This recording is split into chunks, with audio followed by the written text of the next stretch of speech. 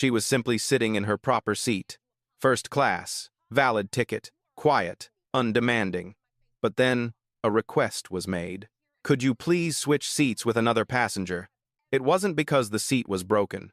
It wasn't because of a technical error. It was simply because someone else wanted that seat. She can get up. It will all be over quickly. No one will be upset. No one will be called a troublemaker. Or she could stay. And facing the scrutinizing gaze, the invisible pressure, the familiar question that so many people have heard in their lives, is it worth it just for a seat? But what if it's not the chair? What if it's your dignity? If it were you, what would you choose? To stay silent and let things be? Or to stay, even knowing it won't be easy? This story isn't just about a flight. It's about a moment we've all faced, being asked to step aside just so things can go more smoothly. If you've ever felt that way, stay with this story. Please like, share, and subscribe to the channel to join us on a very real journey where a small choice changed the way an entire system looked at itself. The airplane door was still open. The atmosphere in the first-class cabin was so quiet that you could clearly hear the steady hum of the air conditioner above your head. Naomi Carter has been sitting in seat 2A for a few minutes. She carefully placed her handbag neatly under the footwell, pulled the seatbelt across her waist, and let out a long sigh. It wasn't a sigh of exhaustion, but the sigh of someone who had just completed a long journey and could finally sit down. Light, gray leather seats, spacious interior, the familiar smell of first class, a mixture of hot coffee metal and cleaning products. Naomi didn't look around much. She wasn't in the habit of observing others once she'd settled into her seat. Instead, she placed her hands on her knees, subtly adjusted the cuffs of her dark blue shirt, and gazed out the window. The runway emerged in the soft afternoon sunlight. A baggage cart sped past, leaving a faint trail of dust on the cement. She thought about the meeting that morning. She thought about the rows of numbers, the reports, the familiar faces in the meeting room. She thought about how this flight was just a short stop in a long series of days she had become accustomed to enduring. Naomi loves flying, but she hates airports. It's not because it's noisy, it's because in places like this, people often reveal the way they look at each other most clearly. She had just fastened her seatbelt when a figure stopped right next to her seat. Naomi hadn't even had time to look up when the voice rang out. "Ma'am," a neutral male voice trained to sound polite but without much emotion. Naomi looked up. A flight attendant stood in the aisle. His uniform was neat, his name tag pinned to his chest. His eyes quickly scanned from her seat to the small electronic screen in his hand. "Ma'am, I'm going to need you to step out of this seat." The statement was concise.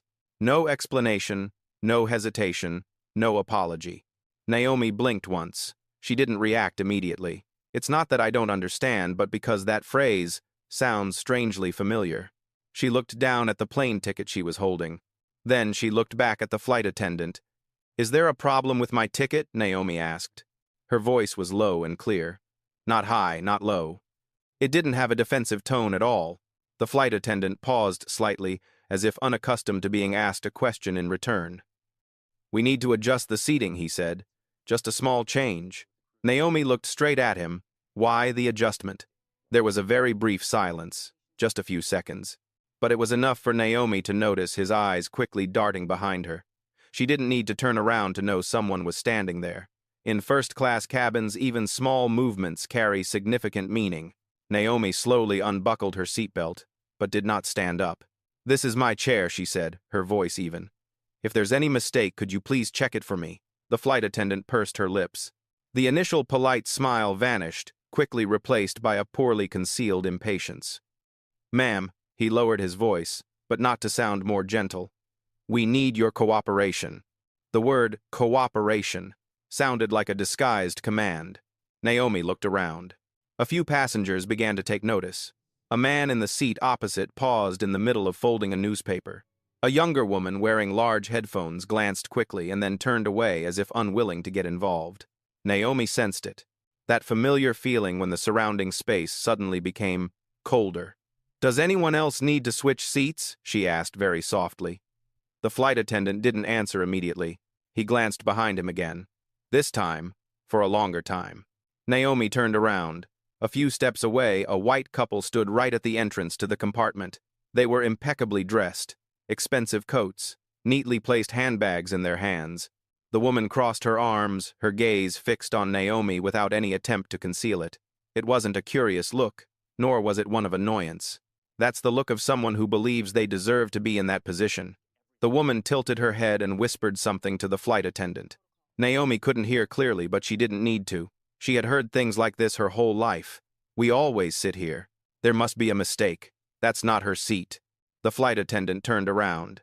"Ma'am," he said, his voice firmer this time, "we'll arrange a different seat for you. It's very comfortable." Naomi felt a chill run down her spine, not out of fear, but because of the cruel familiarity of this moment. She looked directly at the flight attendant. "You're asking me to leave the seat that's been assigned to me," she said slowly, "to make room for them." The flight attendant did not deny it. He simply said, "Please stand up." The airplane cabin was quiet. Naomi placed her hand on the armrest of the chair. She could feel the cool leather beneath her fingertips. A question formed in her mind very clear. Should I get up or should I stay? The story has only just begun.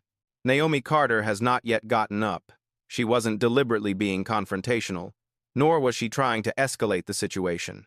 She simply needed a moment to breathe to make sure her reaction wasn't driven by anger or wounded pride. She learned that a long time ago.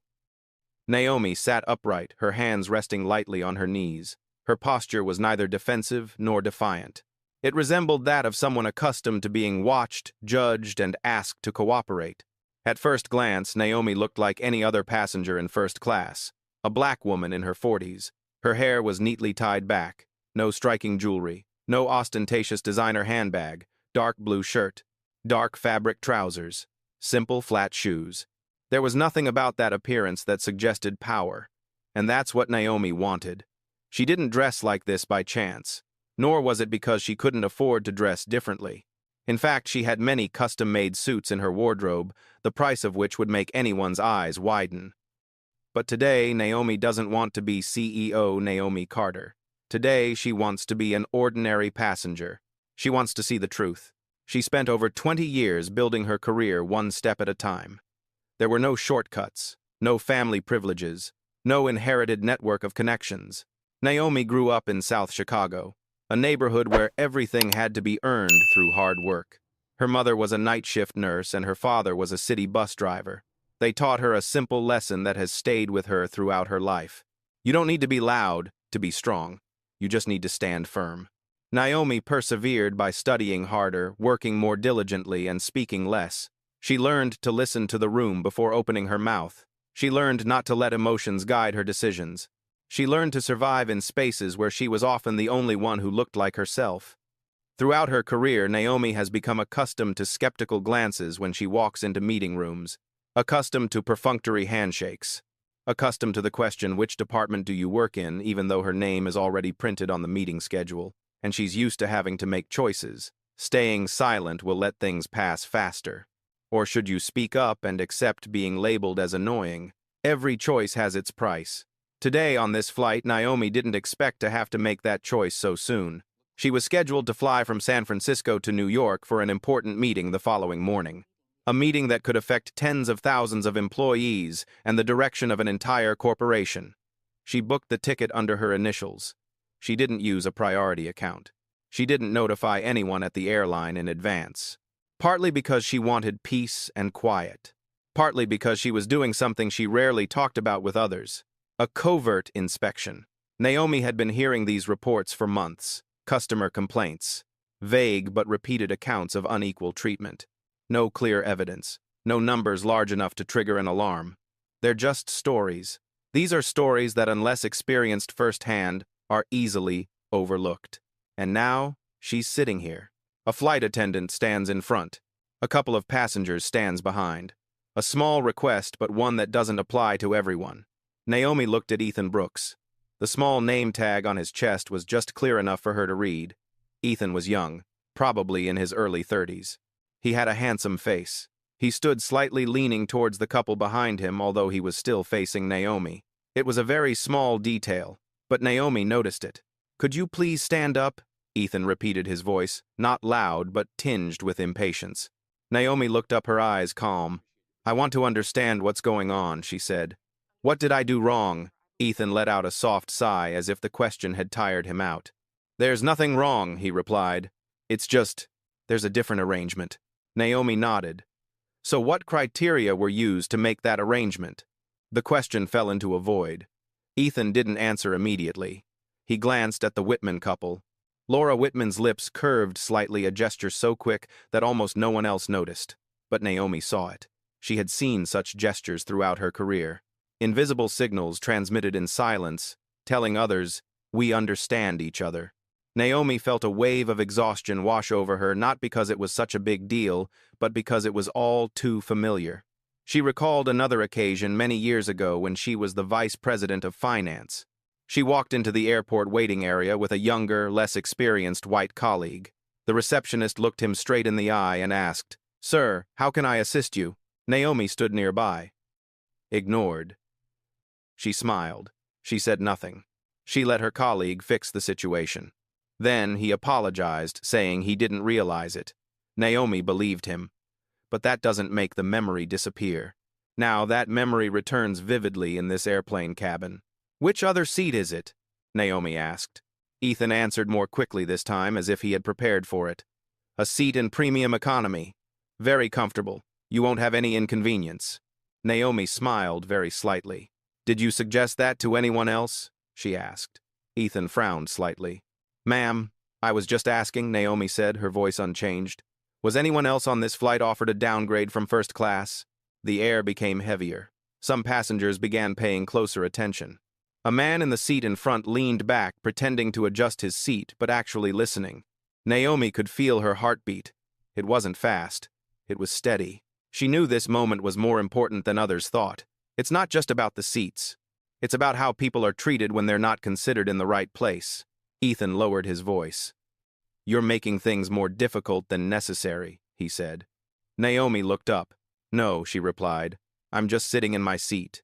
That statement was so simple it was almost harmless. But in this space, it's like a small stone thrown into a calm lake, and the ripples began to spread. The first-class cabin space gradually changed. Before that, everything had run smoothly, like a ritual repeated thousands of times. The flight attendants moved quietly. Passengers spoke softly. The only noticeable sound was the sound of suitcases being dragged away at the cabin entrance. But from the moment Ethan Brooks stood beside Naomi Carter's seat, that rhythm was thrown off by half a beat. Naomi sensed that very clearly. She didn't need to look around to know eyes were on her. She heard a very soft whisper, a sigh, the gentle rustling of a leather chair as someone shifted position to get a better look. She was used to this feeling. That feeling when a room suddenly has a theme. Ethan stood slightly to the right, creating an invisible wall between Naomi and the walkway. He didn't touch her, but the distance was close enough to convey a silent message: this isn't over yet. Naomi pays attention to every little detail. The way Ethan positioned his feet, slightly leaning toward the Whitman couple. The way he held his tablet. The screen always turned away from Naomi. The way he avoided making eye contact whenever she asked a question. Those details might seem insignificant to others, but to Naomi, they mean a lot. She has spent her entire career reading in rooms like this. Another flight attendant walked past, pushing an empty service cart. This person glanced quickly in their direction and then turned away without stopping. Naomi realized it wasn't indifference but avoidance. They know something's going on, she thought. But they don't want to get involved.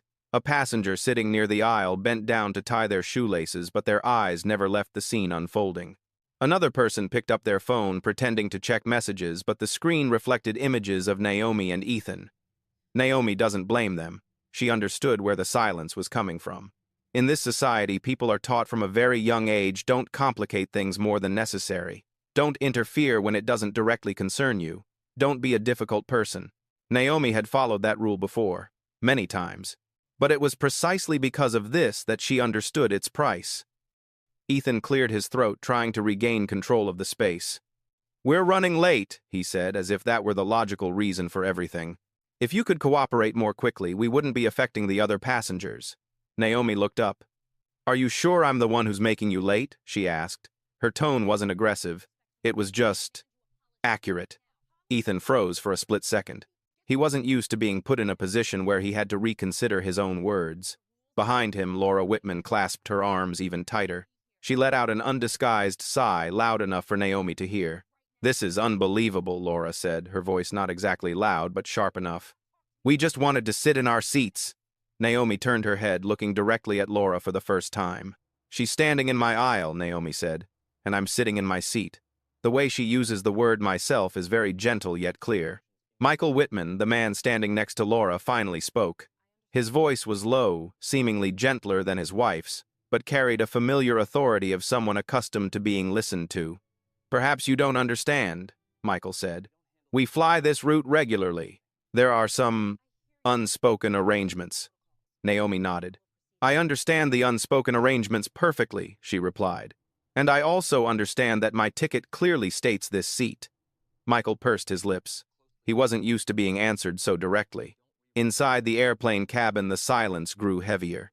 Ethan looked around as if searching for support from others, but no one spoke up, no one stood up, no one opposed Naomi, but no one defended her either. "It's a very familiar void." Naomi leaned back in her chair, feeling its solidity. She recalled the first time she sat in the CEO chair many years ago. The room was just as silent then as the board waited to see what she would say. She learned that silence isn't always against you. Sometimes it's just waiting for you to decide who you are in that moment. Ethan took half a step back, then stepped forward again. He was losing his initial confidence. "Ma'am," he said, his voice firmer this time, "we're trying to resolve this amicably." Naomi looked at him, her eyes calm, polite to whom she asked. The question wasn't big, but it hung suspended in the air like a mirror. Ethan didn't answer. Naomi turned to look around the airplane cabin again. She saw a young, dark-skinned woman in the seat behind her, looking at her, her eyes filled with a questioning expression. It wasn't curiosity, but something akin to hope. Perhaps she's been in this situation before, Naomi thought. Perhaps she's wondering what would I do if I were in that situation. Naomi knew that sometimes it was enough for just one person not to stand up to make the whole room reevaluate how things worked. She turned to look at Ethan. "I don't mean to make things difficult for anyone," Naomi said, "but I need a clear reason, not a suggestion, not a secret arrangement." Ethan clutched the tablet tightly in his hand. His fingers were turning white. He was caught between two opposing forces on one side, a pair of familiar passengers with status and a history of spending habits. On the other, a woman he couldn't easily manipulate as he had initially thought. Ethan chose the way he was used to. "You'll be moved to premium economy," he said, his voice no longer gentle. "This is the flight crew's decision." A very faint "oh" sound came from somewhere. Naomi blinked once. At that moment she felt something very familiar well up in her chest. Not anger, but the profound weariness of someone who had become all too familiar with being asked to sacrifice a little for the comfort of others. She thought of her mother, who had once stood for 12 hours on a night shift, only to have a patient complain about her coffee being cold. She thought of her father, who had been scolded for the bus being late due to traffic. They were also asked to cooperate. Naomi looked up and stared directly at Ethan. "Are you sure this is what you want to do?" she asked, her voice very low. Ethan interpreted the question in his own way. He thought Naomi was trying to scare him, trying to hold on. He didn't understand that for Naomi it wasn't a threat. That's an opportunity for things to stop before they go too far. The airplane cabin was eerily silent, and then Ethan made his decision. Laura Whitman was the first to break the silence. She took half a step forward, standing right in the space between Ethan Brooks and Naomi Carter. The gesture was so natural, as if she didn't need to ask anyone's permission. It was a habit of people who were used to never being rejected. "This is really wasting everyone's time," Laura said. "We paid for those seats." Naomi looked at her, her gaze unchanged. "Me too," Naomi replied. Laura tilted her head slightly, as if that answer wasn't among the possibilities she'd considered. She looked Naomi up and down, slowly, openly. It wasn't a hostile look, nor was it exactly contempt. It's a judgmental perspective. A quick, unconscious measure formed from decades of living in a world where everything is hierarchical. "You don't understand," Laura said, her voice softening slightly, but it was no less assertive. "We're regular customers. We have a relationship with the company." Naomi nodded. "Which relationship are you talking about?" she asked. Laura pursed her lips. She wasn't used to explaining things she believed everyone should understand. Michael Whitman stepped forward and gently placed his hand on his wife's arm. He turned to Naomi, trying to keep his voice calm. We didn't want to make things tense, Michael said. It's just that there are rules that aren't written on the tickets. Naomi tilted her head slightly. Do those rules apply to everyone? She asked.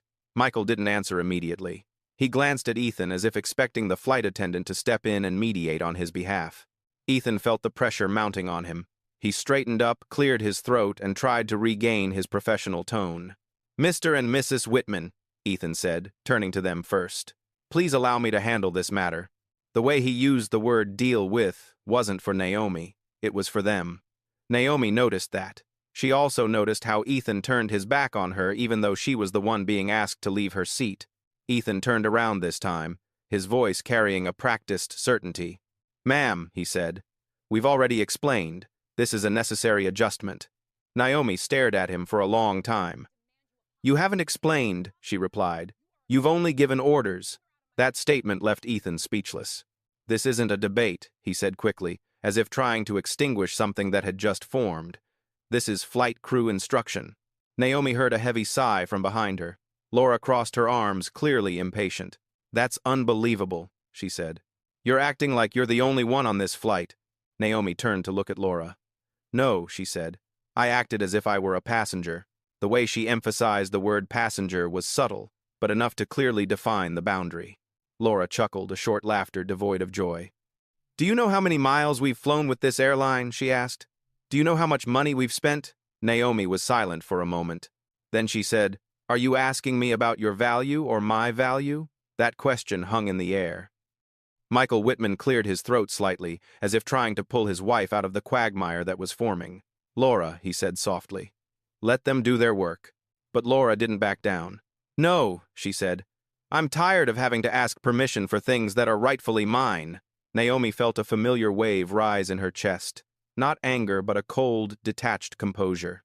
It was originally mine, she thought. She had heard that phrase in many different forms throughout her life. Could you move back a little? Naomi said. You're standing too close. Laura looked down at the distance between them, then shrugged. I just want everything to be resolved, she replied. Naomi Quay sang Ethan. Do you realize what's happening? She asked. Ethan frowned. You are refusing to follow the flight crew's instructions, he said. And that has consequences. Naomi nodded. You're right, she replied. Every action has consequences. She said that not as a threat, but as an observation. The airplane cabin was now completely silent. Some people had stopped pretending not to care. An elderly man in the seat in front turned completely around, his gaze serious. Another flight attendant stood at the back of the cabin, looking in this direction with a hesitant expression. Naomi saw her, a fleeting glance filled with anxiety. They knew this wasn't right, Naomi thought. But they also knew they weren't the ones to decide. Ethan took a deep breath. You're making things difficult, he repeated. Naomi looked at him, her gaze softening slightly. I don't want to make you uncomfortable, she said, but I also can't just get up because someone else wants my seat. Ethan was silent. In his mind, familiar things were pulling him in a very clear direction. Regulars, VIPs, people who could complain, people who could influence his judgment, his job, his future. In his eyes, Naomi was just another passenger, an unsuitable passenger. Laura leaned towards Ethan. Can we call security? She said without lowering her voice. I don't want to miss my flight because of this. A few passengers gasped softly. The word security sounded like an alarm bell. Naomi sensed a complete change in the atmosphere of the cabin. She had been in situations where just one word like that could have instantly spiraled out of control. Ethan looked at Laura, then at Naomi. He made a decision very quickly. Ma'am, he said, his voice no longer polite. If you don't get up, I'll have to proceed with the next steps. Naomi looked at him, her eyes strangely calm. What are you talking about? She asked. Regarding your failure to follow the flight crew's instructions, Ethan replied. That could result in you being asked to leave the aircraft. A slight ripple of excitement spread. Naomi felt her heart beat a little faster. Not out of fear, but because she understood the meaning of the threat, especially when it was directed at someone like her. She thought about all the stories she'd heard, the videos, the situations where things escalated because of one wrong decision at the wrong time. Naomi took a deep breath. She looked at Ethan, then at Laura and Michael Whitman. Before you do that, Naomi said, her voice even, I want you to make sure this is your final decision. Ethan frowned. What are you talking about, Naomi? leaned slightly forward and lowered her voice. "I'm giving you a chance to stop," she said, "and double-check." Ethan looked at her, a hint of hesitation in his eyes. But then he looked at Laura, then at Michael, and that fluctuation disappeared. "You have 1 minute," he said. "Either you stand up or I'll call on you next." Naomi leaned back in her chair. 1 minute. Enough to change everything, or enough to make everything fall apart. She looked out the window. The runway was still there. The sky was still pale blue. The plane's doors were still open. The question wasn't whether I would stand up, Naomi thought. It was whether I would continue to remain silent as I had done so many times before. And the answer is gradually emerging. Ethan Brooks glanced down at the watch on his wrist, then looked back at Naomi Carter. "We can't go on like this," he said. "I'll arrange for you to go to premium economy right now." That statement was no longer a suggestion. It was a predetermined decision waiting to be implemented. Naomi clearly sensed the change in Ethan's voice. Gone was the roundabout way, the polite facade. All that remained was something dry and rigid, as if he were reciting a memorized instruction. She looked at him without getting up. "You just said right now," Naomi said. "I want to know on what terms was that decision based." Ethan let out a deep breath. "Ma'am, you've been informed," he replied. "We need to free this seat." Naomi glanced at her ticket one more time, though she didn't need to. The 2A was clearly printed. No special notes, no changes. "This seat has never been vacated," she said. "It's being used exactly as indicated on the ticket." Laura Whitman chuckled softly, a laugh tinged with sarcasm. "You're really overreacting," she said. "It's just changing seats." Naomi turned to look at Laura. "For her," Naomi said slowly, "it's just a change of seats. For me, it's a question of why." Laura shrugged. "Because we need it," she replied, "and because we deserve it." No one in the compartment spoke, but a few people stirred slightly as if the remark had touched upon something unpleasant. Naomi nodded very slightly. "Thank you for being so frank," she said. "At least things are clearer now." Ethan stepped aside, gesturing to another flight attendant standing at the back of the cabin. The young flight attendant stepped forward, looking flustered. She didn't look at Naomi, nor at the Whitman couple, but at the floor of the plane. "Get ready to help move the seats," Ethan said softly, but loud enough for Naomi to hear. Naomi felt a chill run down her spine, not because of fear, but because this moment is so familiar. She had witnessed similar preparations in other settings. At the entrance to an office building, in a hotel lobby, at a conference reception desk, it always begins with a request, then a vague explanation, and finally, action. Naomi glanced around the first-class cabin. Some passengers were no longer pretending to be indifferent. A middle-aged man frowned, clearly disapproving. An elderly woman gripped the armrest tightly, her eyes filled with unease, but nobody said anything. Their silence wasn't because they agreed. It was because they didn't want to be the next one. Naomi turned to look at Ethan. "You're turning a personal request into a collective action," she said. "Do you realize that?" Ethan didn't answer. He gestured to the flight attendant to take the seat card from the armrest of seat 2A. "Please stand up," he said. "We'll help you with your luggage." Naomi looked at her handbag. It was small, compact, nothing complicated. "Are you helping me?" she said, her voice unchanged. "Or are you helping them?" Ethan clenched his jaw. A flicker of annoyance crossed his eyes. "Ma'am," he said, "you're not cooperating." Naomi smiled very slightly. "No," she replied. "I just won't obey." The word obedience echoed clearly in the air. Several people took a deep breath. Laura Whitman shook her head, her expression a mixture of frustration and weariness. "That's unbelievable," she said. "Who do you think you are?" Naomi stared directly at her. "I am the one sitting in my seat," she replied. Michael Whitman took a step forward, his voice lowering. "Listen," he said, "we don't want to make a big deal out of it. But if necessary, we'll call ground management." Naomi nodded. "You and your husband have the right to do so," she said. "And I also have the right to stay here until there is a legitimate reason." Ethan raised his hand and cut across. "That's enough," he said. "You're disrupting the flight." Naomi felt her heart rate quicken slightly. Not out of fear, but because she understood that from this moment on, things had crossed the line from a mere misunderstanding. This is when power is used to coerce. She thought of those who had been in her position but had no choice. Those who had stood up because they didn't want to be labeled a troublemaker. Those who had walked down the aisle with their eyes downcast, carrying an undeserved sense of shame. Naomi took a deep breath. Ethan, she said, calling him by his name for the first time, I want you to stop for a moment. Ethan froze. He was surprised that she had called him by his correct name. You don't know what you're doing, he replied. I know very well, Naomi said. I'm sitting here and I'm watching. She looked straight at him. You can continue, she said, or you can double-check. Ethan gave a wry smile. Check what again? Naomi tilted her head, lowering her voice just loud enough for him to hear. Check to see if this decision is really based on regulations, she said, or just on who makes him feel more comfortable. Ethan took half a step back. Inside the cabin, a palpable tension was spreading. It was no longer about changing seats. It was no longer just a matter between Naomi or the Whitman couple. This is a question about how a system operates when no one is watching. Ethan turned away and whispered something to the flight attendant. She nodded, but her eyes were filled with worry. We're moving you to a new seat, Ethan said loudly, as if to put an end to any argument. This is the final decision. Naomi looked at him, her gaze so calm it was almost unsettling. Then she said, I won't get up. A small wave of commotion arose. Ethan froze. He wasn't used to being publicly rejected like this. You're forcing me to do things I don't want to do, he said, his voice already strained. Naomi nodded. Maybe, she said. But you're the one forcing me to leave my place. The airplane cabin was eerily silent. In that moment, Naomi knew that things had entered a new phase. There was no turning back now. She looked out the window again. The engine was still silent. The airplane door was still open. But she felt as if she were standing before another door invisible, leading to a choice she had avoided for too long. This time she thought, I won't go out. Naomi Carter remained seated. The airplane cabin was so quiet she could hear her own heartbeat in her chest.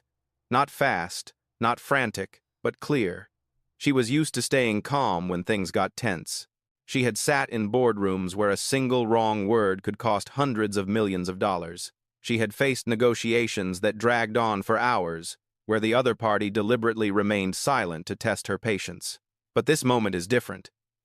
There was no slideshow, no secretary to take minutes, no lawyer sitting in the back, just her, a chair, and a request that someone thought she would grant, as she had done so many times before.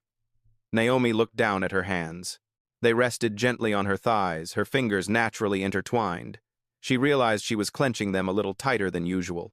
Stay calm, she told herself. Don't let your emotions lead you astray.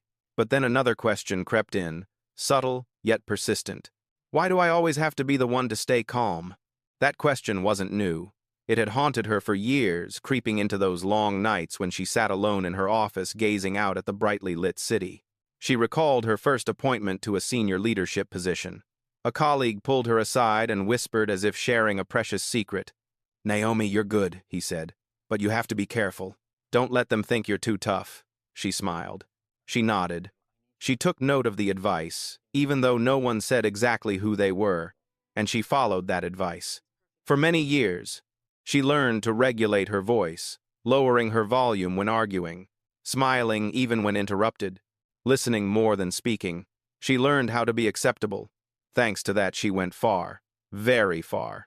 But because of this, she sometimes wonders how much of herself she has left behind. Naomi looked up, her gaze sweeping across the airplane cabin.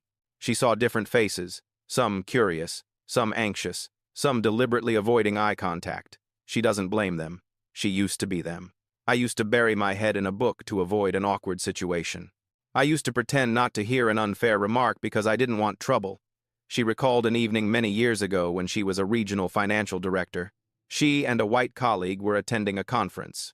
When they arrived at the hotel check-in counter, the receptionist gave the room key to her colleague, then turned to Naomi and asked, "Do you need your luggage brought up to your room?"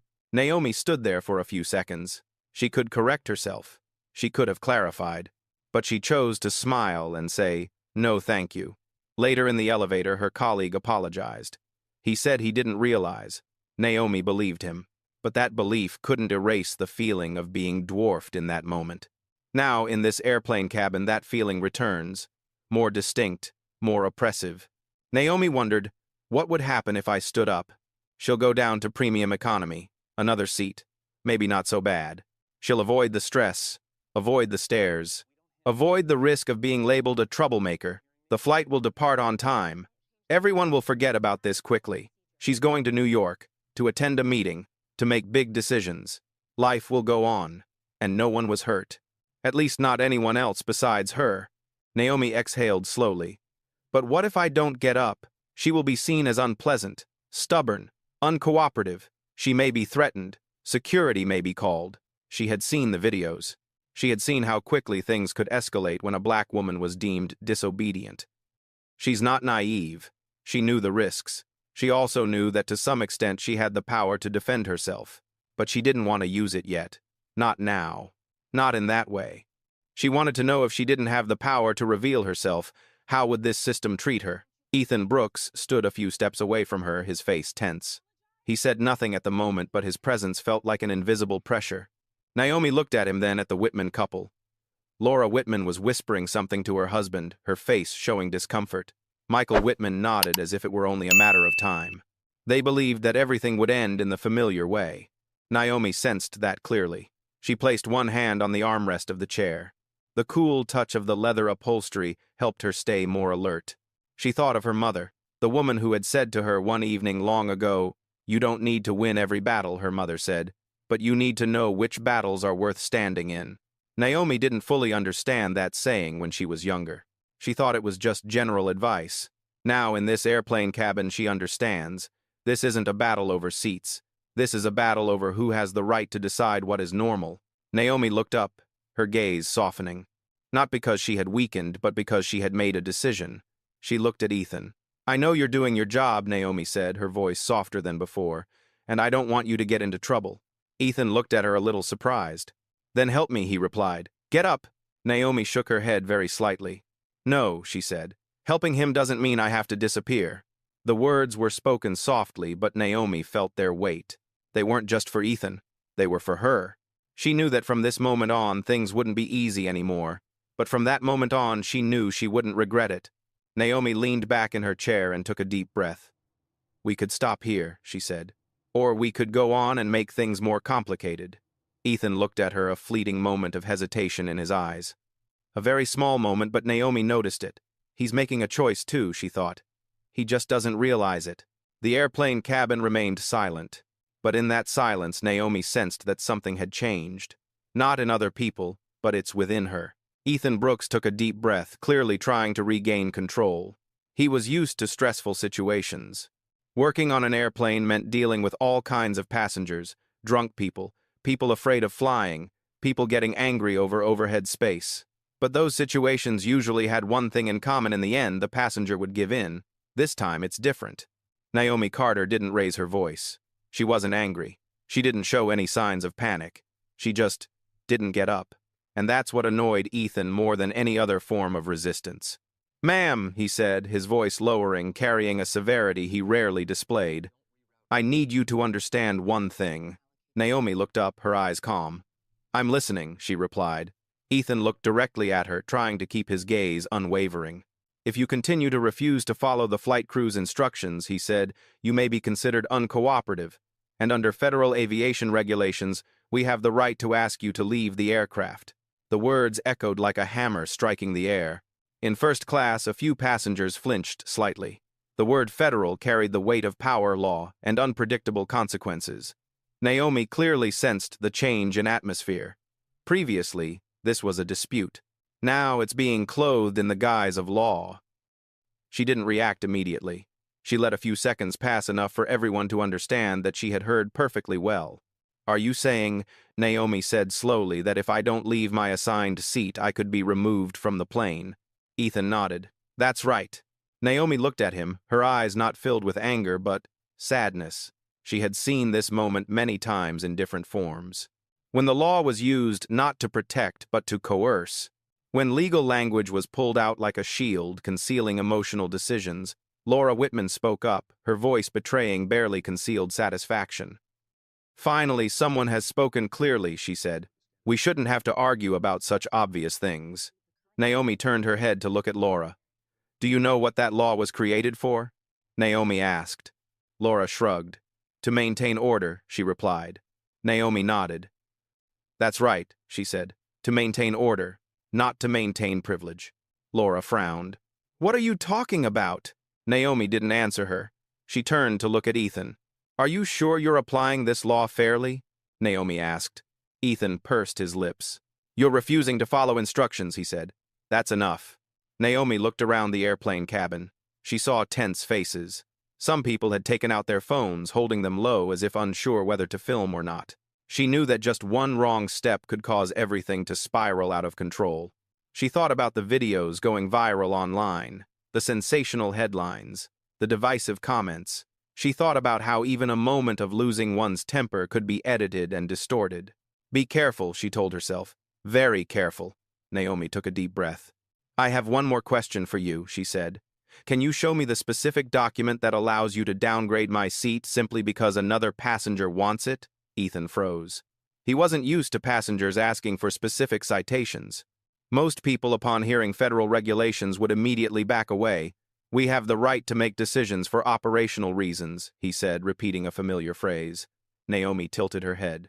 What operational reason? She asked. Is the plane overloaded? Is this seat broken? Or is it simply because someone is unhappy? A long silence followed.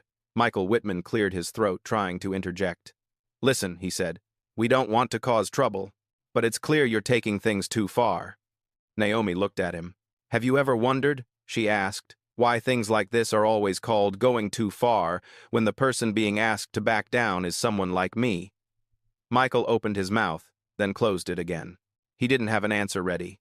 Ethan turned slightly, raising his hand to his ear as if listening to something over the radio, though Naomi couldn't see what he was saying.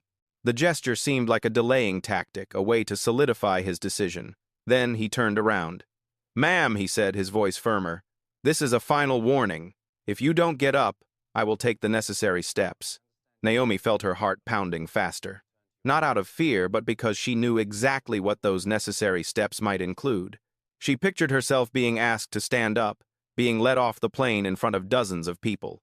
She pictured the feeling of being turned into a problem, an incident. She also thought of all the people who had been through that, and yet no one had stepped forward to say, wait a minute. Naomi looked directly at Ethan. Do you understand, she said, her voice still calm, that when you use the law in this way, you're not just telling me, but everyone here that their interests depend on who they please? Ethan didn't answer. He looked at Laura. Laura nodded very slightly, almost imperceptibly. And in that moment, Naomi understood. The decision was made beforehand. The law is merely a tool. Naomi leaned back in her chair and took a deep breath. Okay, she said. If you want to call the next step, go ahead. Ethan frowned. Are you challenging me? Naomi shook her head. No, she said. I'm holding my position. The airplane cabin vibrated very gently, as if reminding us that time was passing. Ethan stood still for a few seconds, then turned and walked quickly towards the front of the cabin. He gestured to another flight attendant. Call for backup, he whispered, but Naomi heard him. Several passengers took a deep breath. One woman covered her mouth, her eyes filled with anxiety. Naomi felt a chill run through her, not because she regretted anything, but because she knew that from this moment on everything had passed the point of easy turning back. She looked out the window. The sky was calm, unaware of what was happening inside the cabin. The question now isn't about the seat, Naomi thought. It's about whether I'm ready to see it through. She placed both feet firmly on the floor. Her back was straight. Her hands rested on her thighs. Naomi Carter has made her choice, and this system is about to face it. Naomi Carter is not moving. But inside the plane, things had started to move in ways no one had predicted. Ethan Brooks strode quickly to the front of the cabin, where the curtain separating first class from the cockpit was still open. He said something very quickly to another flight attendant. His voice was low, urgent, and carried a tension that Naomi could immediately recognize. She couldn't hear the content, but she understood body language. This is no longer a normal situation. Naomi looked around. Some passengers had completely stopped pretending. More phones were in use. Not held high, but low enough to record audio and video if needed. A young man in the front seat leaned over to his friend and whispered, "Something's not right." Naomi heard that. She thought the same thing. But the wrong thing wasn't that she refused to stand up. It lies in how this system reacts when someone doesn't follow the familiar script. Ethan turned around. Sweat beaded on his forehead, even though the airplane cabin was air-conditioned. "Ma'am," he said, this time in a lower, slower voice. "I need to double-check some information." Naomi looked up. "Go ahead," she said. Ethan didn't answer immediately. He looked down at his tablet, quickly scrolling through a few screens. Naomi noticed how he lingered longer on the ticket information section. 1 second, 2 seconds. Naomi said nothing. She let the silence do its job. Laura Whitman cleared her throat, slightly unable to hide her annoyance. "Is there another problem?" she asked. "We've made ourselves clear enough." Ethan didn't turn to look at her right away. That was a small change, but Naomi noticed. "It's just," Ethan said, then paused. "It's just that I need to check one detail." Michael Whitman frowned. "What details?" he asked. Ethan didn't answer him. He continued looking at the screen, scrolling to another tab. Naomi observed very carefully. She knew this moment was important. Not because it would solve everything immediately, but because it showed one thing: Ethan was beginning to doubt his own decision. Another flight attendant approached Ethan and whispered something. Naomi couldn't hear clearly, but she saw the attendant's eyes quickly glance at her, then back at Ethan. That look wasn't one of fear. It was confusion. Naomi felt her heartbeat slow down. Not because things were getting better, but because she knew that when a system starts to malfunction, it reacts in two ways. It either stops or tightens up. Laura Whitman crossed her arms even tighter. "This is unbelievable," she said. "Are we being held here because of this?" Naomi turned to look at her. "She wasn't detained," Naomi said. "She's standing in the aisle." Laura opened her mouth to say something, but Michael Whitman placed his hand on his wife's shoulder, signaling her to be quiet. "Let them do their job," he said, his voice betraying his tension. Ethan looked up at Naomi. His gaze was no longer as confident as before. "When did you book these tickets?" he asked. Naomi answered immediately without thinking. 3 weeks ago, she said, through a live stream. Ethan nodded and continued scrolling. "And she," he paused, "didn't use her regular membership number." Naomi smiled very slightly. "That's right." Laura Whitman chuckled sarcastically. "See," she said. "She's not a first-come, first-served customer." Naomi turned to Laura, her voice still calm. "I'm a passenger," she said. "That's enough." Ethan didn't react to Laura's remark. He continued staring at the screen, then clicked on another item. A line of information appeared, causing him to frown slightly. Naomi couldn't see the line, but she saw the reaction. Ethan leaned closer as if to make sure he read it correctly. An unusually long silence ensued. "What's wrong?" Laura asked, her voice a little louder this time. Ethan didn't answer immediately. He looked at Naomi, then back at the screen. "Do you often fly anonymously?" he asked, his voice low. That question caused a slight stir among some passengers. Naomi tilted her head. "Occasionally," she replied. "I like to observe." Ethan paused. "Observe what?" he asked. Naomi looked at him, her gaze not sharp but deep. "The way people treat each other," she said. "When they think no one important is watching." The words spread through the cabin like a gentle wave. Some people started seeing Naomi differently, not because they understood who she was, but because they were beginning to realize that this woman was not ordinary in the way they had initially thought. Ethan swallowed hard. "What do you do for a living?" he asked, then seemed to realize the question was inappropriate. I'm just trying to understand," Naomi smiled. "I work in the field of decision-making," she said. Nobody laughed. Michael Whitman stared intently at Naomi as if he were truly looking at her for the first time. Laura Whitman remained silent, her gaze wavering. Ethan took a step back, his hand still gripping the tablet. "Please wait a moment," he said, his voice now completely different from before. "I need to confirm something." Naomi nodded. "Go ahead," she said again. Ethan turned and strode quickly forward, this time straight to the cockpit door. He knocked lightly, then bent down to speak to someone inside. The first-class cabin was enveloped in a profound silence. No more whispers. No more sighs. All that remains is to wait.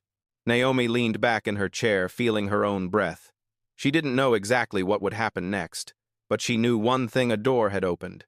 Not the cockpit door. Rather, it's a gateway to the perceptions of those around us. An older man in the front seat turned around, looked at Naomi, his gaze no longer as annoyed as before. "Are you all right?" he asked very softly. Naomi smiled. "I'm fine," she replied. "Thank you."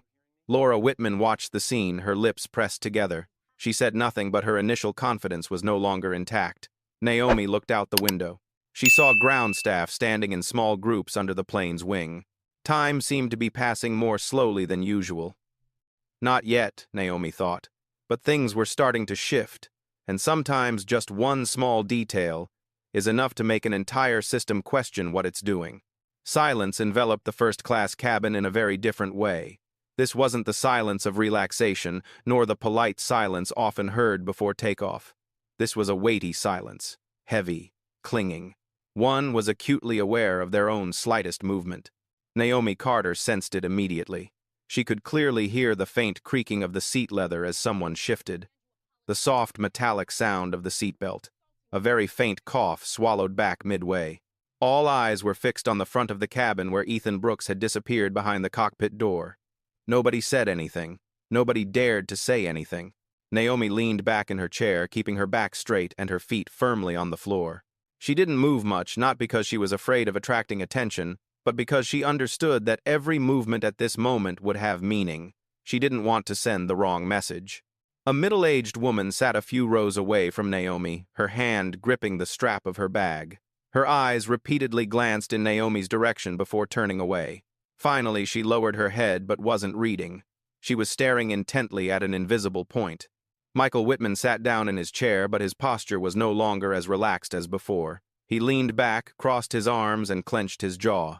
Laura Whitman didn't sit down. She remained standing, but no longer leaned forward as she had before. The distance between her and Naomi had widened, a very small retreat, but Naomi noticed it. She looked around the airplane cabin one last time. You'll find all kinds of people here. Business people, people visiting family, business travelers, retirees. These people may not know each other, but they're all sharing a moment that none of them will ever forget. Naomi knows this feeling. She had sat in rooms where everyone was silent, waiting for a decision from behind closed doors. She knew that in moments like these, what was most unsettling wasn't the outcome, but the uncertainty. Another flight attendant walked past the cabin, her footsteps lighter than usual. She avoided Naomi's gaze, but Naomi didn't feel offended. She saw anxiety in her eyes. They're also trapped in this system, Naomi thought, just in a different location. A young passenger in an aisle seat was bent over his phone, his fingers gliding rapidly across the screen. Naomi guessed he was texting or taking notes or preparing to post something if things went any further. She didn't blame him. In this world, people learn to record everything because the truth isn't always heard without evidence. Naomi placed her hands on her thighs and took a deep breath. This is the hardest part, she thought. Not when people start shouting, but when everything goes quiet. She thought about the times she had remained silent in the past. Times she had chosen not to speak because she thought it wasn't worth it, or it wasn't the right time, or it wasn't safe. She doesn't regret any of those times. Each choice had its own context. But she also knows that it was the accumulation of those silences that created moments like this. A society where people are accustomed to someone else giving up their seat. Naomi glanced at Laura Whitman. She was staring straight ahead, her lips pressed together. Gone was the triumphant look. Gone was the initial confidence. Only a mixture of discomfort and confusion remained. Michael Whitman leaned towards his wife and whispered something. Naomi couldn't hear clearly, but she shook her head, looking displeased. She noticed something interesting. When privileges are delayed, those accustomed to them become very awkward. Naomi didn't feel any sense of satisfaction. In fact, she felt sad. She didn't want anyone else to be in this situation. Not Laura, not Ethan, not the other passengers. She just wanted a system that did its job properly. An older man in the front seat, who had asked Naomi if she was all right earlier, turned around again. He hesitated, then spoke very softly. You know, he said, I've been flying with this airline for over 20 years. I've never seen anything like this. Naomi smiled slightly. Perhaps, she replied, it's just that he hasn't been in my position before. The man remained silent, then nodded. His expression changed as if he had just understood something he had never considered before. The airplane cabin fell silent again. Time seemed to slow down. Naomi didn't know how many minutes had passed. 3 minutes, 5 minutes, 10 minutes. On an airplane, time often loses its familiar form. She looked out the window. A ground staff member was talking to a colleague, gesturing toward the front compartment. A luggage trolley drove past. Everything outside is normal, not inside. Naomi felt a wave of exhaustion wash over her, but she didn't let it overwhelm her. She knew that if she showed signs of exhaustion now, the system would interpret it as a weak signal. She thought of a question that many people are probably asking themselves. Why doesn't she just get up and finish? Naomi understood the question. She had asked herself that question many times in her life. The answer isn't always obvious. But today, in this airplane cabin, her answer is, because there are things that can no longer be resolved through compromise. Another flight attendant appeared at the front of the cabin, whispering to her colleague. Naomi saw their eyes dart quickly toward her, then away. No malice, just anxiety. They're waiting for someone to make a decision, Naomi thought. And that person isn't here. Ethan Brooks hasn't returned yet. His absence began to speak volumes. Michael Whitman glanced at his watch, then let out a long sigh. Laura Whitman sat down in her chair, her back stiff, her hands gripping the armrests tightly. Some passengers began shifting positions as if trying to relieve tension in their bodies. But no one said anything. No one stood up. No one left the cabin. Naomi realized that in this moment, she was no longer the only one being watched. The entire system was being watched. And that makes people uncomfortable. She wondered what Ethan was saying in the cockpit. She wondered what questions were being asked. She wondered if someone somewhere else in this structure was beginning to look at the situation from a different perspective. Naomi didn't know the answer, but she knew this silence wouldn't last forever. Either it will end with a concession from her side, or it will end with a decision that nobody in this compartment expects. She closed her eyes for a moment, then opened them. Her gaze remained steady. Just one more step, she thought. Then everything would have to be revealed. Ethan Brooks returned to the first-class cabin faster than Naomi had anticipated. The moment the cockpit door closed behind him, the entire cabin fell silent. Whispers ceased. Eyes that had been tense were now focused entirely on a single point. Ethan walked away decisively, but Naomi sensed something had changed. It's not about the gate, it's about the rhythm of breathing. He stopped just one step away from Naomi's seat, 2A. The distance was close enough that this confrontation was no longer ambiguous. "Ma'am," Ethan said, his voice lower and slower than before, "I need you to stand up right now. No explanation, no choice, just an order." Naomi looked up, her eyes calm. "Have you confirmed it yet?" she asked. Ethan clenched his jaw. "We have confirmed that he said she did not follow the flight crew's instructions." Naomi nodded very slightly. "And have you confirmed the reason for that instruction?" she asked further. Ethan didn't answer directly. "You are disrupting the operation of the flight," he said. "If you don't get up, I will have to ask you to leave the plane." The word leave fell into the compartment like a heavy object. A woman in the back seat covered her mouth slightly. An older man frowned, clearly disapproving, but remained silent. Laura Whitman smirked. Finally, she said softly, but loud enough for a few to hear, "It's almost all over." Naomi didn't look at her. She looked directly at Ethan. "I'm not going to get up," Naomi said.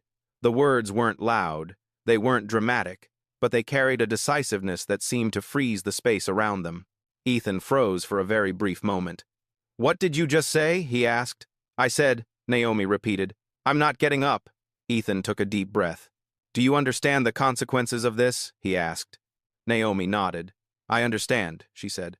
"I understand very well." She understood that she might be asked to leave the plane. She understood that this moment could be recorded, edited, and interpreted in ways she couldn't control. She understood that just one wrong move could cause everything to spiral out of control. But she also understood something else equally clearly. If she stands up now, everything that has happened will be confirmed as normal. Ethan looked at her, his gaze beginning to harden. He raised his hand to the walkie-talkie. "Cabin crew requesting assistance," he said briefly. A slight murmur spread through the room. Several passengers sat up straight as if bracing themselves for something unpleasant. Naomi felt her heart rate increase, but she kept her breathing steady.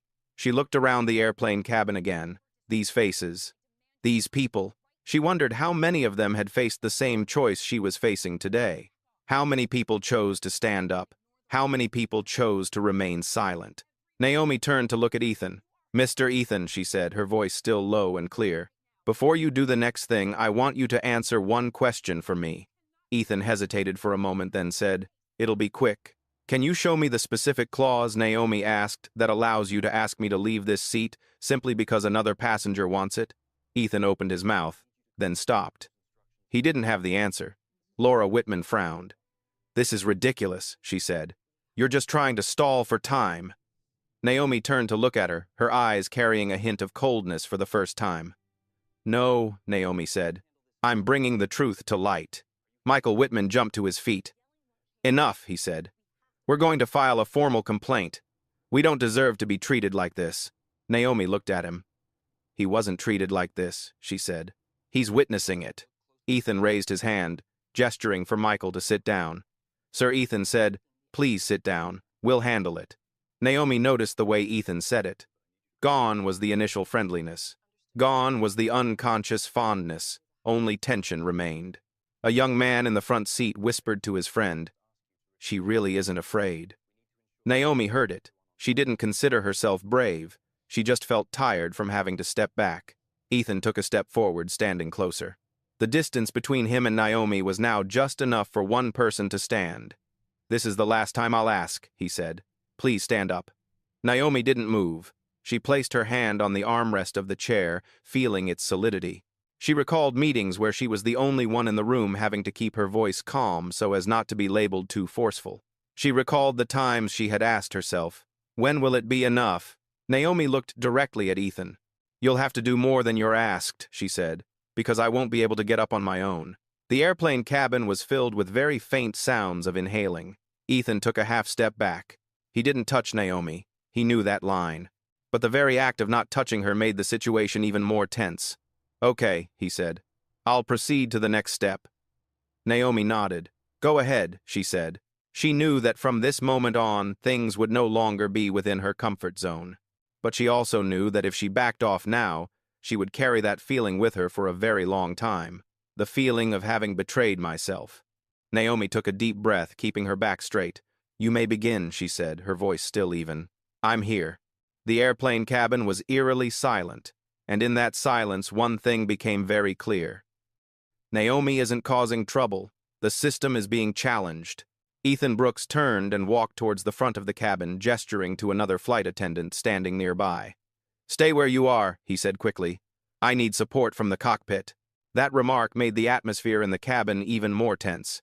Naomi Carter didn't move. She just watched. She noticed Ethan was no longer as confident as he had been a few minutes earlier.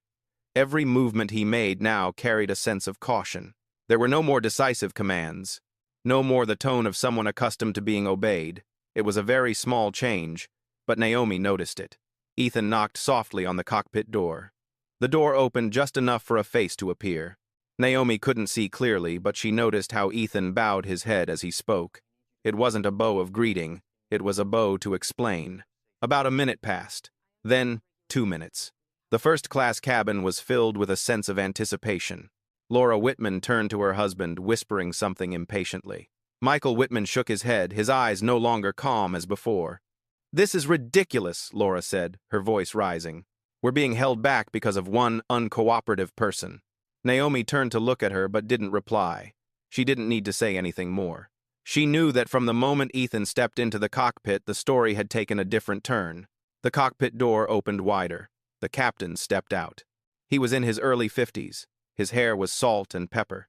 He had the calm demeanor of someone who had flown long enough not to be disturbed by trivial matters. He stopped at the front of the cabin, his eyes quickly scanning the room. Then his gaze settled on Naomi. 1 second, then 2 seconds. The entire compartment was eerily silent. Ethan stood next to the captain, whispering something very quickly. Naomi couldn't hear clearly, but she saw the captain frown slightly, then look back at Naomi, this time more closely. Ma'am, the captain said, his voice deep and clear. May I ask you a question? Naomi nodded. Go ahead and ask. Are you Naomi Carter? He asked. A very slight wave spread through the compartment. No one said anything, but Naomi sensed the change immediately.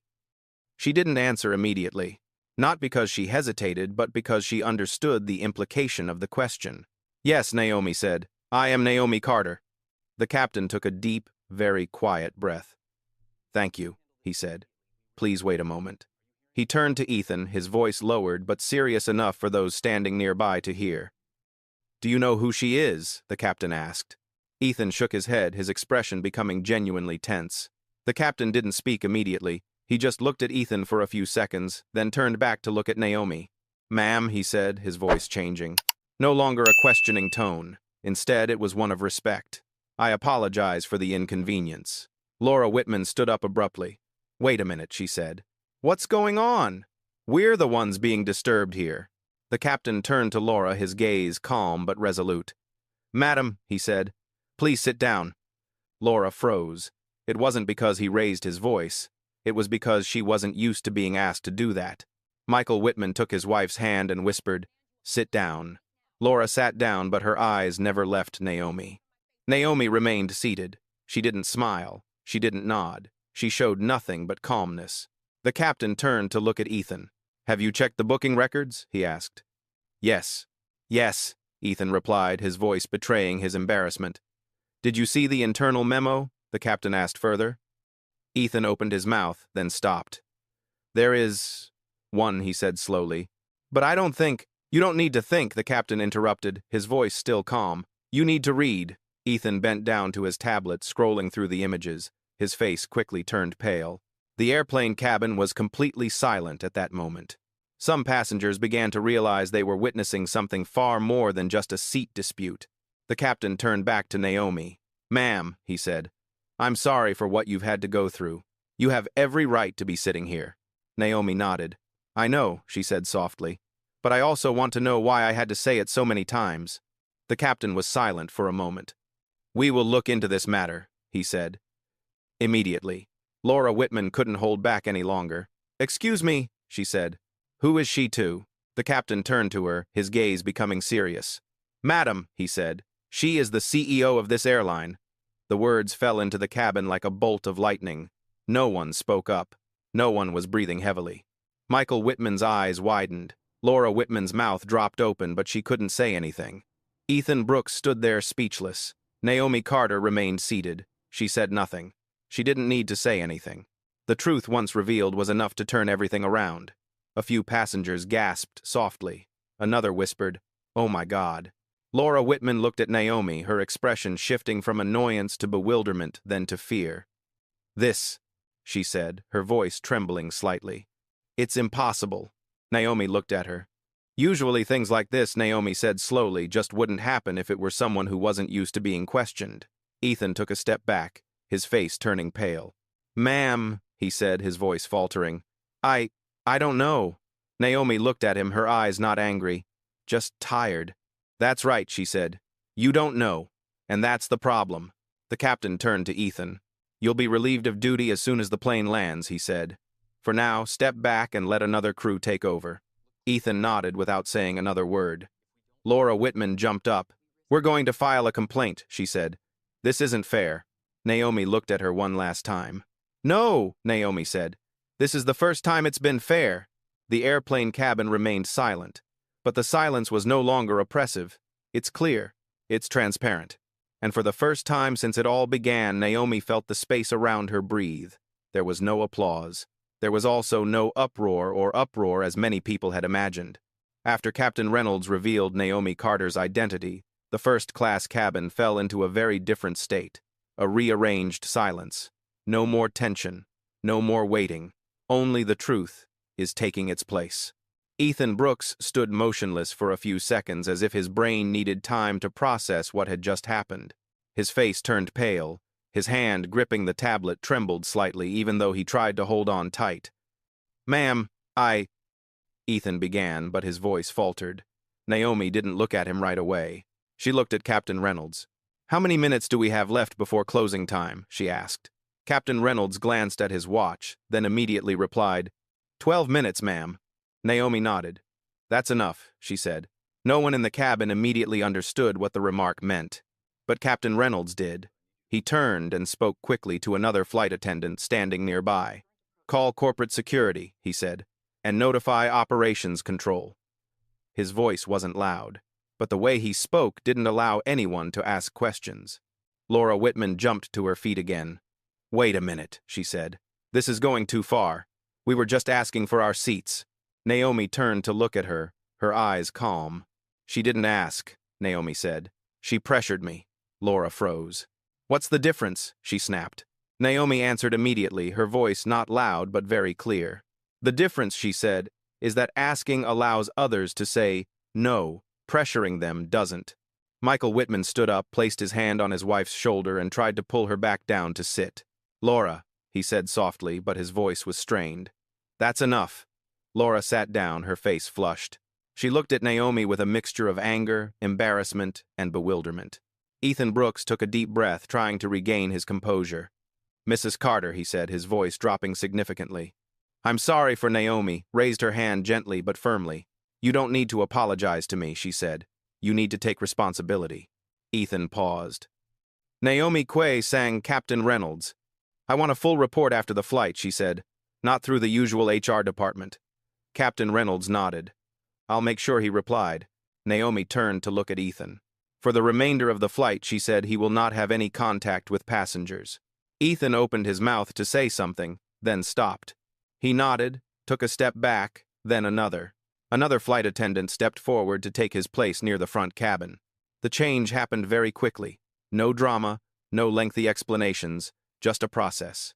An elderly man in the compartment let out a long sigh, as if only now did he dare to breathe. A young woman whispered to her friend, "Finally, it's right." Naomi heard it, but she didn't turn around. She didn't need that confirmation. She looked around the compartment again, but with a different gaze. No longer the gaze of someone being observed. Rather, the gaze of someone assessing a newly revealed system.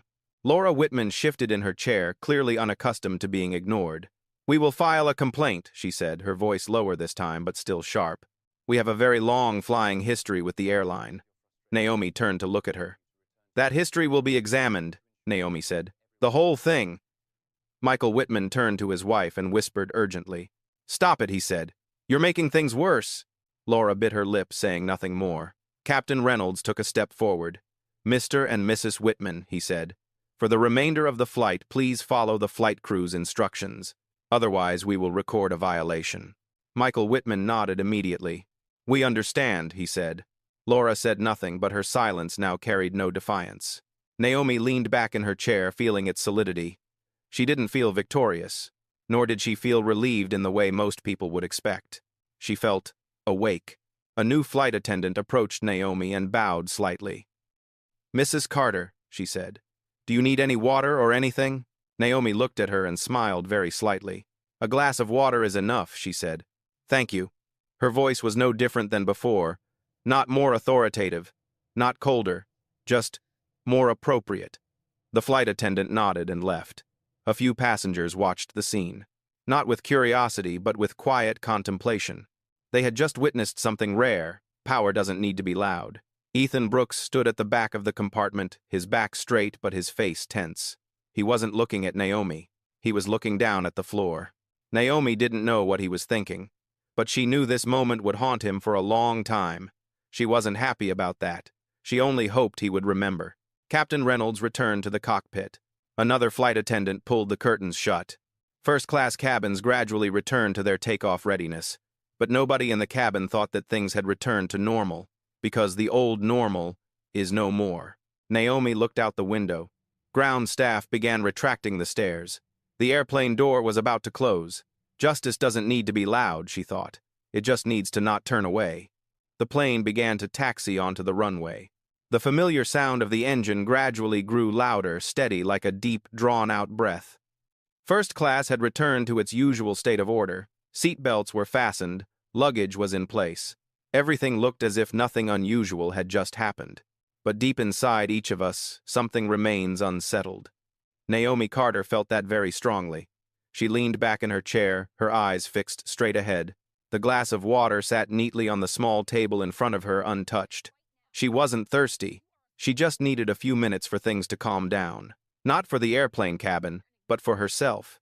She knew that when the adrenaline wore off, true emotions would begin to emerge. A lingering weariness, a vague sadness, and a very clear sense of alertness. Naomi didn't see herself as a winner, nor did she see herself as a victim. She simply saw herself having just gone through a moment that shouldn't have existed, but which occurred all too often. She looked towards the back of the compartment. Ethan Brooks stood there, hands clasped in front of his stomach, back straight. He looked more like an employee waiting for his shift to end than someone who had just experienced the biggest career shock of his life. Naomi noticed a small detail. Ethan stopped looking at his phone. He stopped looking at the passengers. He looked down at the floor. It wasn't because he was embarrassed. It was because he was deep in thought. Naomi recognized that look. She had seen it in the mirror years ago when she realized she had been silent at a moment when she should have spoken. She didn't know what Ethan was thinking, but she guessed a few questions were repeating in his head. What did I do wrong? Did I really believe I was right? Or did I just do the easiest thing? Those questions aren't pleasant, but they're necessary. Laura Whitman sat motionless in her chair, her hands resting stiffly on the armrests. She didn't speak to anyone. She didn't open a magazine. She didn't look at her phone. Her face was slightly flushed, whether from anger or embarrassment was unclear. Michael Whitman leaned towards his wife and whispered, "You should let this go." Laura didn't answer. After a moment, she spoke in a low voice. "I've never been told no in that way before." Michael let out a long sigh. Perhaps he said, because no one has had the opportunity before. Laura didn't answer. But for the first time since it all began, she didn't argue. Naomi heard the conversation even though she wasn't trying to. It came to her naturally, like how small truths often reveal themselves after a big wave has passed. She didn't feel any sense of satisfaction. She just felt tired. A flight attendant walked down the aisle checking the seatbelts. As she approached Naomi, she paused for a longer time than usual. "Mrs. Carter," she said, her voice trembling slightly, "I just wanted to say thank you." Naomi turned her gaze, softening. "Thank you for what she asked." "Because—" The flight attendant hesitated, then took a deep breath. "Because—" She didn't get up. Naomi was silent for a second. "Not everyone can do that," the flight attendant continued. "And not everyone has someone to stand up for them when they do." Naomi nodded very slightly. "That's right," she said. "And that's why this shouldn't depend on one individual." The flight attendant smiled sadly, then walked away. Naomi watched her, a feeling she couldn't quite name welling up inside her. Not pride, but a stark reminder of the responsibility she carried. Not just as an individual, but as someone who has the power to change the system. The plane accelerated. The pressure gently pushed Naomi against the back of her seat. She felt the moment the wheels lifted off the ground, a very familiar lift, but today it carried a different meaning. She closed her eyes for a moment. Takeoff, she thought. Not just an airplane. As the plane stabilized, the cabin gradually returned to its normal rhythm. A few passengers began to whisper. One person opened their laptop. Another took off their headphones. But nobody ever returns to their old state completely. A young man in the front seat turned around and looked at Naomi. "You know," he said, hesitating slightly, "I was going to stand up and say something, but I didn't." Naomi looked at him without reproach. "And now you're speaking," she replied. "That makes sense, too." The man nodded as if relieved of a great burden. Naomi turned to look out the window. White clouds stretched below, still and carefree. The outside world knew nothing of what had just happened inside this airplane cabin, but Naomi knew that for some people here, the world had changed a little. Ethan Brooks remained at the back of the compartment. He looked up briefly, his gaze sweeping over Naomi. Their eyes met for a fleeting moment.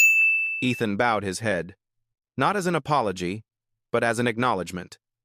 Naomi nodded very slightly. She didn't know what Ethan's future held. She didn't know if he would change, but she knew that this moment had sown a seed he couldn't ignore, and sometimes that's enough for a day.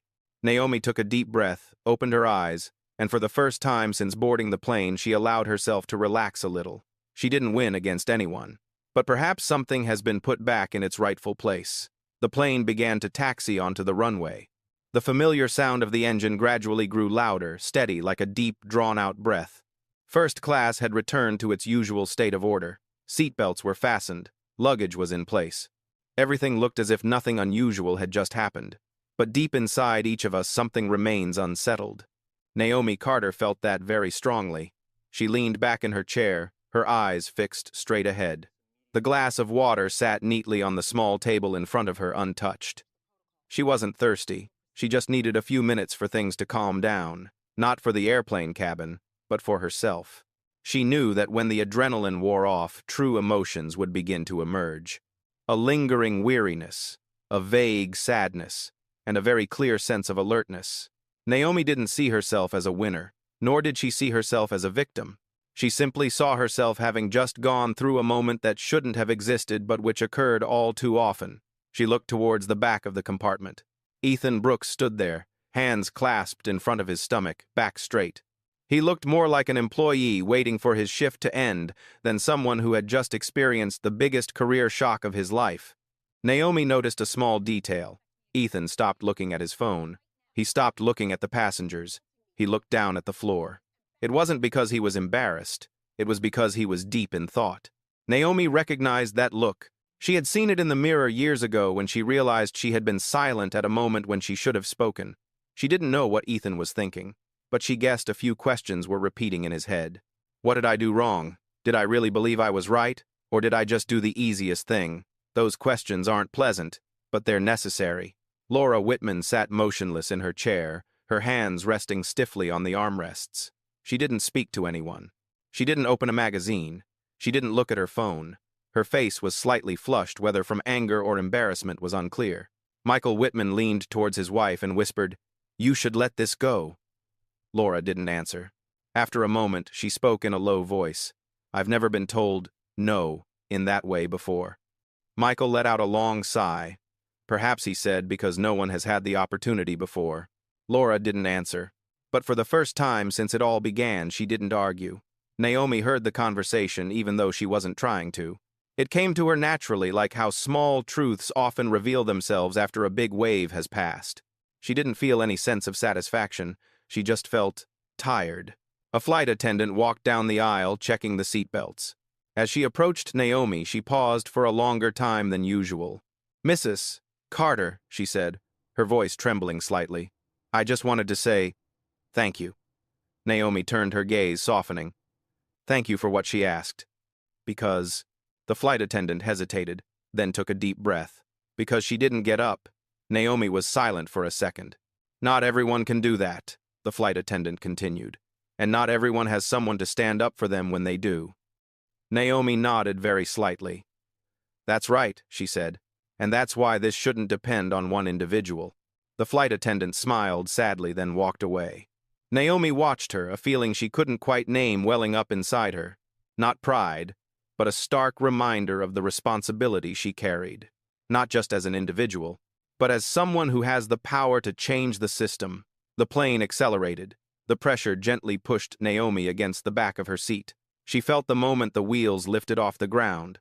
A very familiar lift, but today it carried a different meaning. She closed her eyes for a moment. Takeoff, she thought. Not just an airplane. As the plane stabilized, the cabin gradually returned to its normal rhythm. A few passengers began to whisper. One person opened their laptop. Another took off their headphones. But nobody ever returns to their old state completely. A young man in the front seat turned around and looked at Naomi. "You know," he said, hesitating slightly, "I was going to stand up and say something, but I didn't." Naomi looked at him without reproach. "And now you're speaking," she replied. "That makes sense, too." The man nodded as if relieved of a great burden. Naomi turned to look out the window. White clouds stretched below, still and carefree. The outside world knew nothing of what had just happened inside this airplane cabin, but Naomi knew that for some people here the world had changed a little. Ethan Brooks remained at the back of the compartment. He looked up briefly, his gaze sweeping over Naomi. Their eyes met for a fleeting moment. Ethan bowed his head, not as an apology, but as an acknowledgement. Naomi nodded very slightly. She didn't know what Ethan's future held. She didn't know if he would change. But she knew that this moment had sown a seed he couldn't ignore. And sometimes that's enough for a day. Naomi took a deep breath, opened her eyes, and for the first time since boarding the plane, she allowed herself to relax a little. She didn't win against anyone, but perhaps something has been put back in its rightful place. The plane began to descend. A soft announcement blared from the loudspeaker system, so familiar that almost no one paid attention. Seatbelts were fastened. Sunshades were rolled up. New York City gradually unfolded below patches of light and shadow interwoven like an unfinished painting. Naomi Carter looked down at the city with a very different feeling. It's not the feeling of someone about to arrive at work. It's not the feeling of a CEO preparing to embark on a packed schedule. Rather, it's the feeling of someone who has just gone through something very real. She placed her hand on the armrest of her seat, feeling the gentle vibrations of the plane as it passed through the last layer of clouds. She realized she was breathing slower, deeper. So it's almost over, she thought. It wasn't the flight. It was the moment. Naomi glanced at the first-class cabin one last time. Everyone was preparing for landing. Some were adjusting their jackets. Some were packing up their belongings. Everything seemed so normal that if someone walked in at this moment, They wouldn't be able to guess what had happened just a few hours earlier. But Naomi knew this normalcy was no longer the same as the old normalcy. Ethan Brooks remained at the back of the compartment. He didn't have much to do now. Just be present. But his posture was different. No longer stiff, no longer defensive. When the plane shook slightly again, Ethan looked up, gazing straight ahead. His eyes briefly swept over Naomi, then settled on her. He hesitated for a moment. Then he stepped forward. Not fast. No rush. He stopped just far enough from Naomi's seat so as not to intrude, but far enough to talk. "Mrs. Carter," Ethan said, his voice low. "I know. I'm no longer in a position to say this." Naomi turned to look at him. "Go ahead and say it," she replied. Ethan swallowed hard. "I've worked here for 11 years, he said. "I think I understand the customers. I think I understand what fairness is." He paused, took a deep breath. "Today," he continued, "I realize there are many things I haven't seen." Naomi remained silent. She let him finish speaking. "I didn't mean to hurt her," Ethan said. "But I understand. Intention doesn't erase impact." Naomi nodded very slightly. "Yes," she said. "It can't be erased." Ethan bowed his head. "I don't expect your forgiveness," he said. "I just wanted to say that I will remember this moment." Naomi looked at him, her gaze neither harsh nor weak. "If you remember," she said, "then that makes sense." Ethan nodded. He said nothing more. He stepped back, returning to his position. Naomi watched him go. She didn't know what Ethan's future held. But she knew that some lessons didn't need to be written down to survive. Laura Whitman sat still in her seat, her gaze fixed straight ahead. She didn't look at Naomi. But Naomi could clearly sense her presence, just as they had sensed each other since the beginning of the flight. As the plane descended, Laura turned to her husband and whispered, "I've never thought about this in that way." Michael Whitman nodded. "Me too," he said. The words weren't loud, not dramatic, but Naomi heard them, and she understood that for some people it was a very big step. The plane touched down. A gentle touch, yet clear enough for everyone to feel. A few scattered claps broke the silence, then faded away. Not because of the recent event, just the familiar human reaction when a journey ends safely. Naomi fastened her seatbelt until the plane came to a complete stop. She looked out the window and saw ground staff preparing to receive passengers.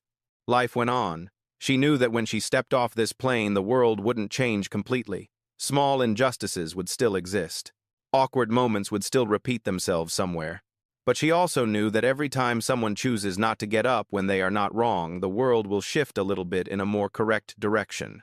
When the seatbelt sign went off, passengers began to stand up and retrieve their luggage. Naomi remained seated for a little longer.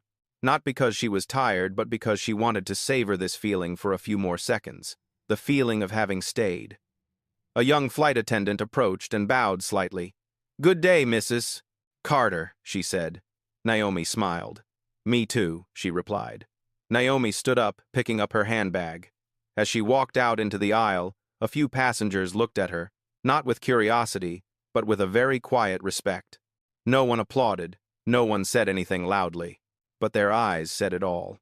As Naomi stepped through the airplane door, she paused for a very brief moment. She turned her head to look back at the cabin one last time, not to remember seat 2A, but to remember the moment I chose to stay. Then she walked away. This story has no winners or losers, only those who have seen themselves a little more clearly, and sometimes that's enough to get you started. This story isn't really about who sits in which seat on a flight. It's about something deeper, something more familiar, the right to be in your rightful place in life. Many people, especially those who have lived long enough, understand this feeling well. The feeling of being told to give in a little to keep the peace. Being advised to stay quiet because it's not worth getting worked up about. Being told that it's just a small matter. But the danger doesn't lie in a single act of compromise. It lies in our habit of leaving our place in the family, at work, in society. The story reminds us that dignity is not lost in one big moment. It is lost gradually in small moments. When we ask ourselves, should I speak up, and then choose to remain silent?